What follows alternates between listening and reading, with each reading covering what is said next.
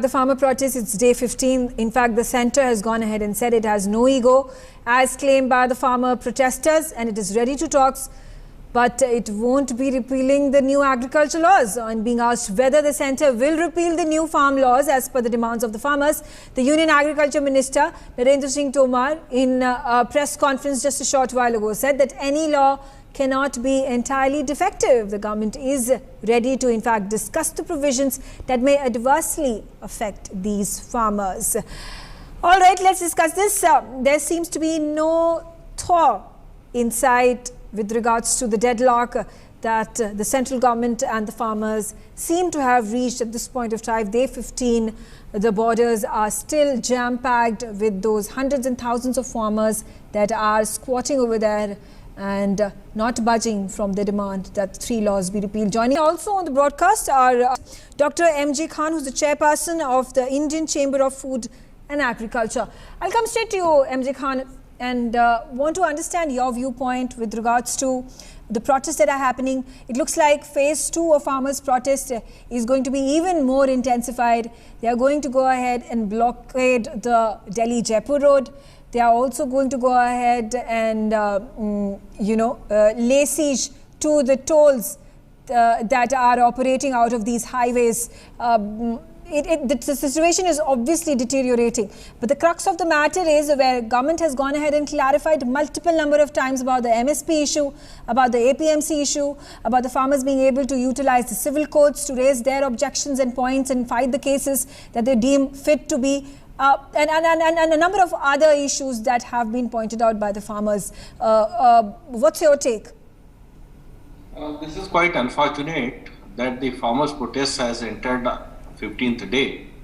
In fact, initially when there were protests in Punjab, there were limited number of demands from the farmer side, and essentially there were 2 demands. One, that MSP assurance should be given in writing, and the second was that MSP should be applied on the trade as well. Now, as the protest sites shifted to Delhi and the protest constituency extended into Hindi belt, the number of demands started going up.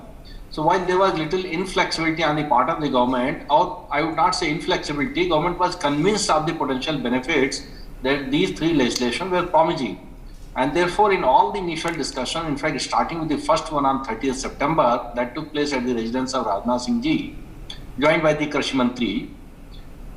So there, government side remained convinced or restricted to explaining the benefits of these 3 legislations, and government was probably confident that farmers ultimately will understand what the promises and the potential and opportunities. Yes, Dr. M.J. Khan, we have gone through all that has happened in the past 7 days. What my question to you is, it's unfortunate, definitely. How do we resolve this forward? Because farmers are not going ahead and climbing down. Now there are 2 situations. One, the farmers of Green Revolution area, which is Punjab, Haryana and Western Uttar Pradesh, for them MSP is very important. And the farmers of the rest of the country, for them the more opportunity, the investment in farm sector, the partnership, the infrastructure development, the trade to open up, that will lead to a lot of opportunities. So essentially the protests are currently being done by the farmers of Green Revolution area, where the mandi system is very well performing. So there have been apprehensions that whether mandis will go away as the private sector gets into. Now the government has been clarifying repeatedly, and there is no scope for any apprehensions, because about MSP there is a complete clarity that it will continue. Government has no intention, and these are not, MSP is not linked to the 3 legislations also. Now about the parity of taxes inside the mandi and outside, Krishi Mantri ji has given the assurance that probably either there will be equal tax both sides or there will be no tax. So other small demands have also been all met, except now one demand that remains, which is, should MSP be declared as the floor price, reserve price, which means below which no one will buy, like it happens in the sugarcane, right, where all the mills buy under SAP, state advisory prices. So I think there is some discussion going on in the government that I could gather this evening. There's some kind of consideration where extra more confidence can be given, and therefore I think Krishi Mantri ji has repeated his request in the PIB meeting today. Okay.